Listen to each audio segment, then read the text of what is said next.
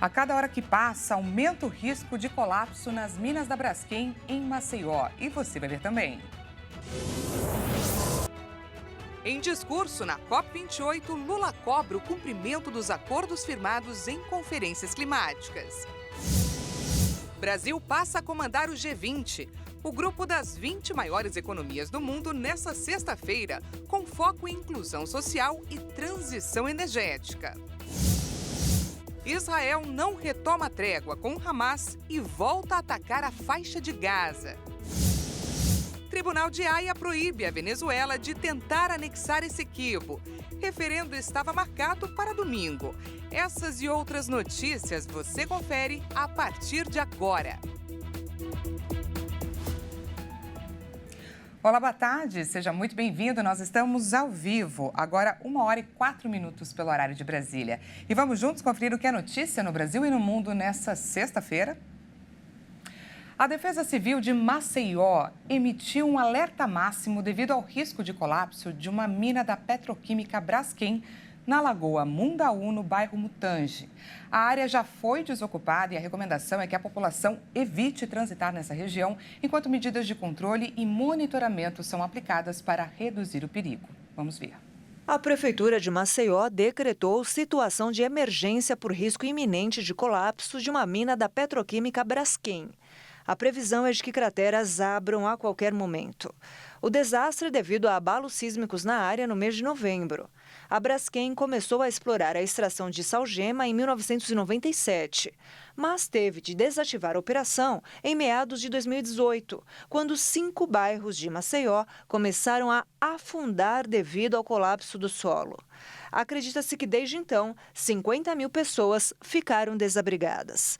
17 mil imóveis foram desocupados em junho. A Braskem disse ter firmado um acordo de indenização com a Prefeitura de Maceió no valor de 1 bilhão e 700 milhões de reais. O Serviço Geológico do Brasil enviou uma nova equipe a Maceió para avaliar o problema. O alerta gerou medo a moradores que ainda moram vizinho ao bairro atingido. Por conta dos tremores, os trabalhadores que atuam no monitoramento do tamponamento das minas abertas já foram retirados da região, onde a mina pode colapsar. Bom, em meio a essa tragédia ambiental prestes a acontecer, eventos como a COP28, que busca debater ações para frear mudanças climáticas, se mostram ainda mais necessários. Na abertura da Conferência do Clima da ONU nos Emirados Árabes, o presidente Lula lembrou a seca na Amazônia e ciclones no sul do país. Ele, inclusive, cobrou o cumprimento dos acordos firmados durante as conferências climáticas. Em discurso nesta sexta-feira, na abertura da conferência da COP28 em Dubai, o presidente Lula disse que é hora de avançar nas ações para tornar a economia menos dependente de combustíveis fósseis. Ele lembrou as condições climáticas extremas já enfrentadas no Brasil. A Amazônia amarga uma das mais trágicas secas de sua história.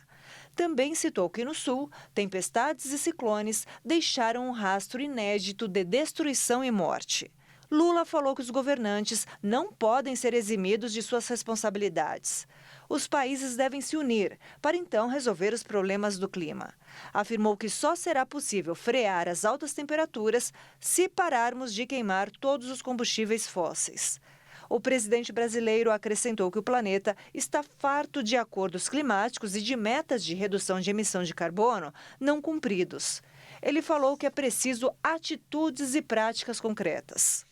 O mundo já está convencido do potencial das energias renováveis. É hora de enfrentar o debate sobre o ritmo lento da descarbonização do planeta e trabalhar por uma economia menos dependente de combustíveis fósseis. Temos de fazê-lo de forma urgente e justa.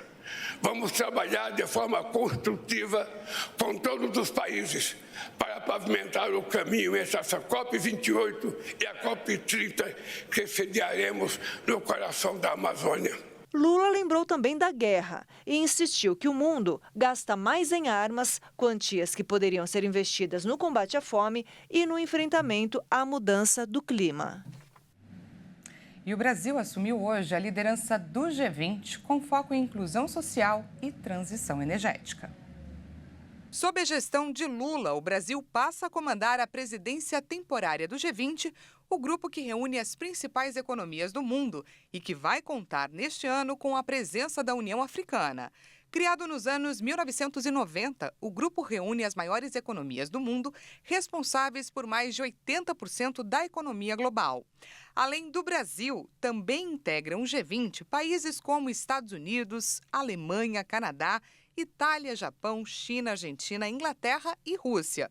Os Estados-membros se reúnem anualmente para discutir iniciativas econômicas, políticas e sociais. Na avaliação do governo, o país tem que usar essa posição para exercer influência para pôr em prática temas como o clima e as desigualdades sociais. O mandato da presidência temporária tem duração de 1 ano e vai terminar em 30 de novembro de 2024. Essa é a primeira vez que o país ocupa essa posição na história do grupo no formato atual.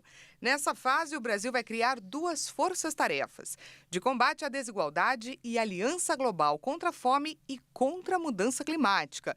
Durante o mandato, o ponto mais alto deve ser a próxima cúpula do G20, programada para os dias 18 e 19 de novembro do ano que vem, no Rio de Janeiro. E veja a seguir, Israel não retoma a trégua com o Hamas e volta a atacar a faixa de Gaza. E ainda, Tribunal de Haia proíbe a Venezuela de tentar anexar Essequibo. Os detalhes a gente te conta depois do intervalo.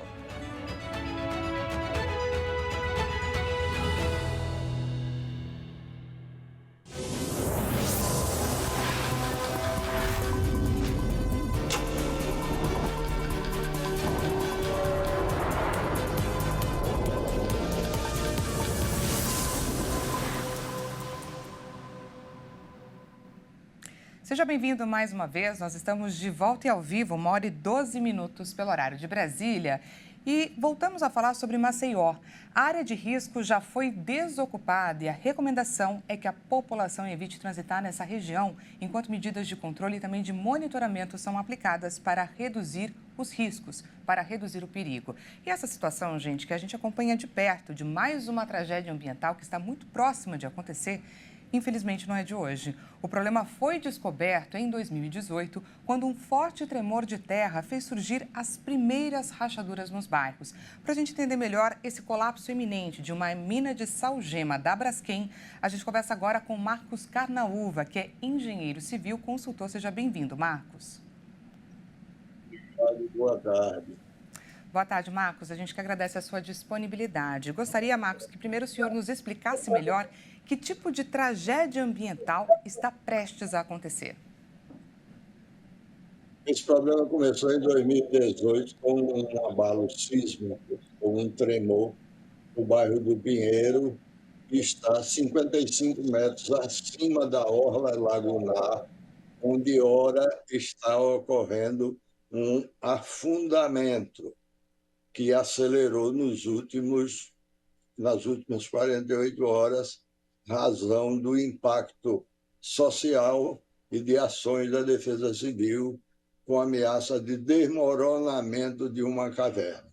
Mas é preciso lembrar que o teto desta caverna está a 700 metros de profundidade. Então, no meu entendimento, eu não sou geólogo, mas tenho amigos da área, é muito improvável que uma camada de 700 metros de solo afunde de uma vez, gerando caos na região. Ela deve continuar afundando de forma lenta, gerando impactos e problemas diversificados. Que tipos de impactos o senhor consegue prever?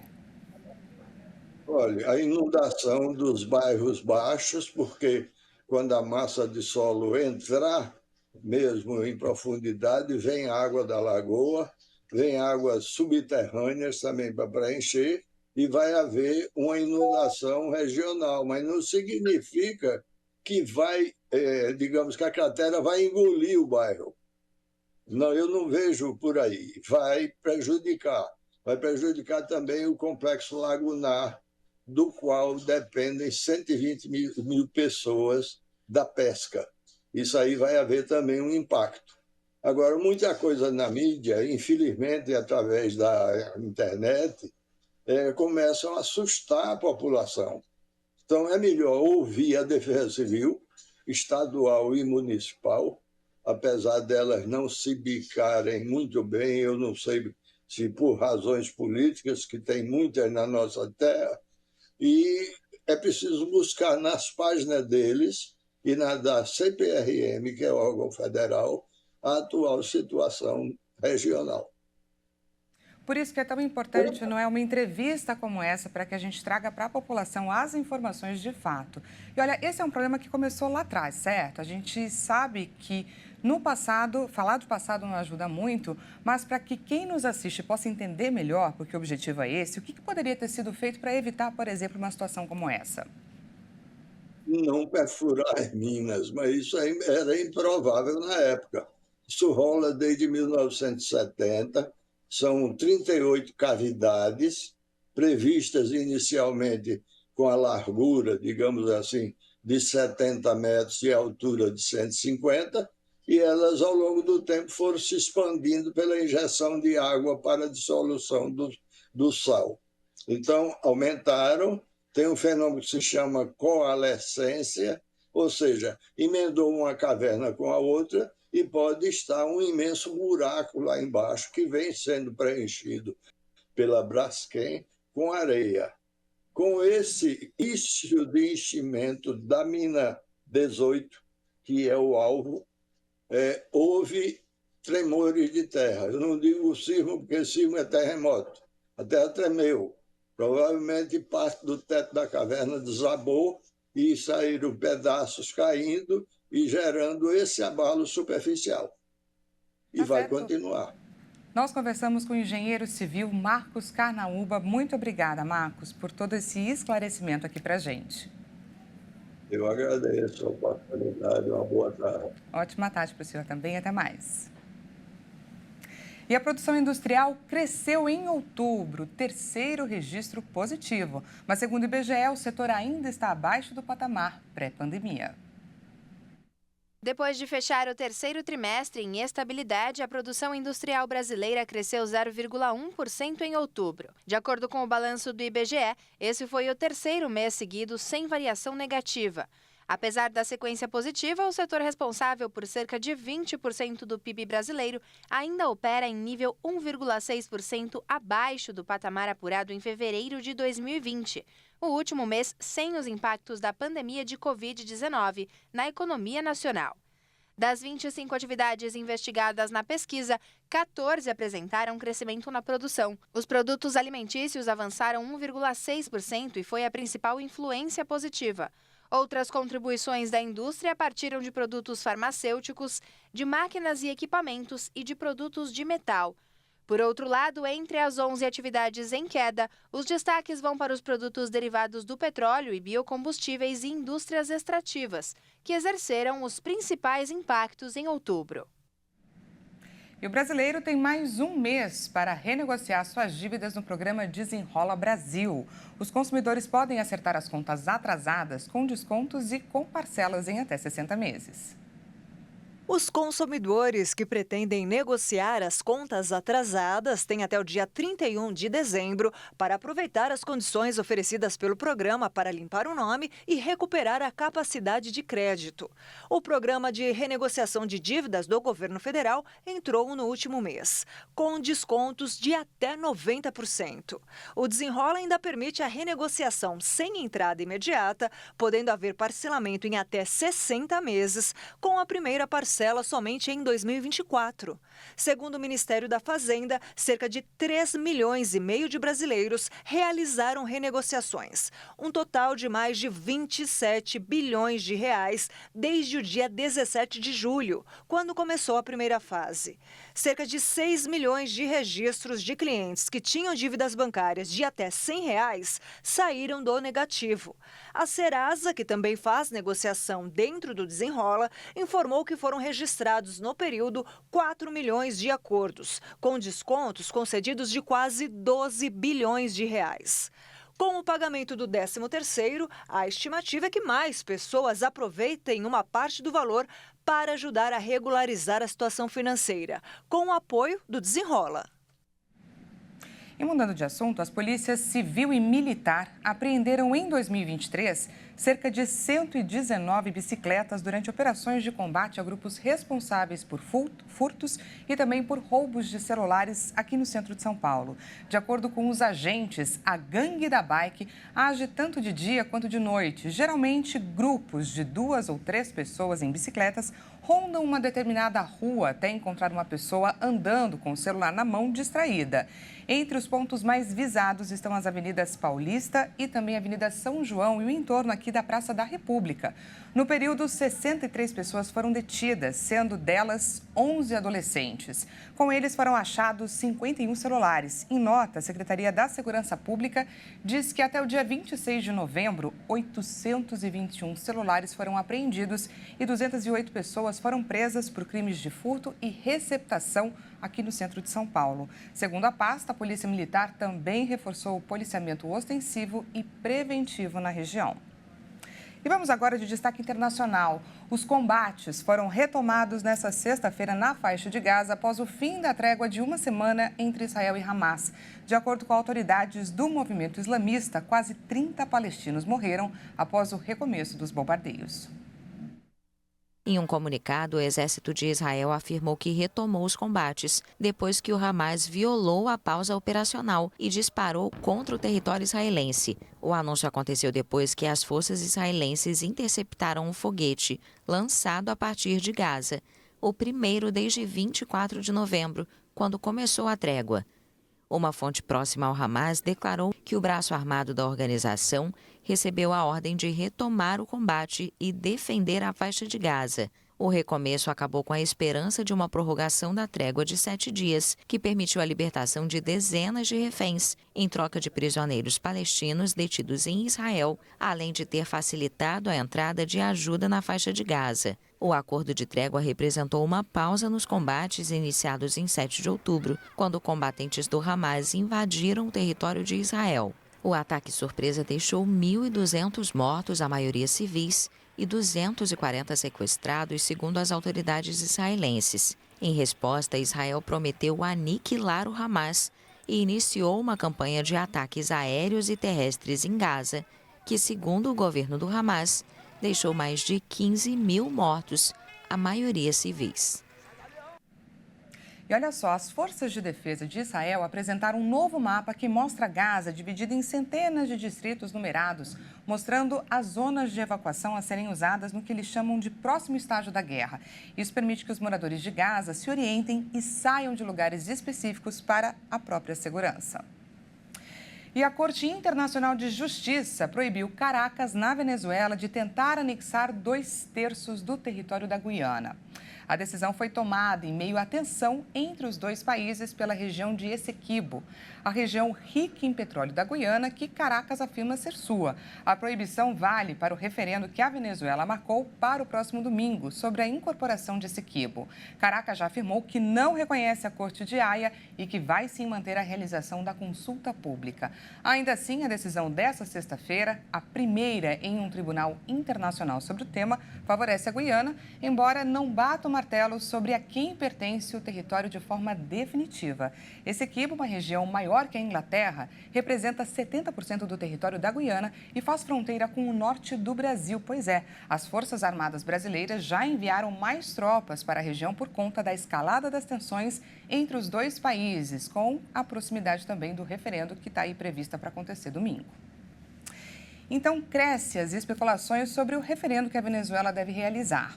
Na prática, como essa decisão da Corte Internacional de Justiça pode afetar? Haverá ou não a tal votação no final de semana? Vamos entender mais sobre o tema com o professor de Relações Internacionais da Universidade Anhembi Morumbi, João Estevão.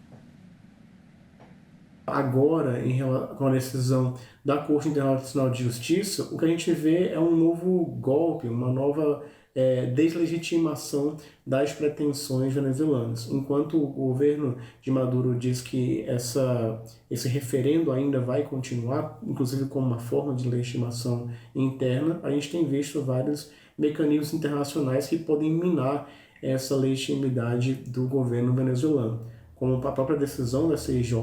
Além disso, o próprio contexto regional, que seria fortemente contrário à atuação da Venezuela de maneira, por meio de uma intervenção militar na região de Essequibo e também pelas próprias pretensões da política norte-americana, que não veria com bons olhos essa iniciativa. O que a gente vê é toda uma dinâmica regional e internacional que deslegitimaria essas pretensões do governo venezuelano. Essa edição fica por aqui com imagens de Leavenworth, cidadezinha no interior de Washington, nos Estados Unidos. A cidade começou a se desenvolver, gente, no começo do século passado, com a instalação de uma linha férrea que passava por ali. A cidade é conhecida como a Baviera Americana, uma espécie de cópia da região mais icônica da Alemanha. Esse fato atrai, é claro, muitos turistas e movimenta a economia local. A cidade também conta com uma série de atrativos da natureza, pois fica aos pés da cadeia da Montanha Cascade. Nós estamos há 5 horas na frente deles, então por lá são agora 8 horas e 26 minutos da manhã. Gostou de conhecer mais um cantinho desse mundão? Já coloca na listinha dos lugares a conhecer, quem sabe um dia, não é? Sonhar, olhar, espiar de longe que seja, não custa nada.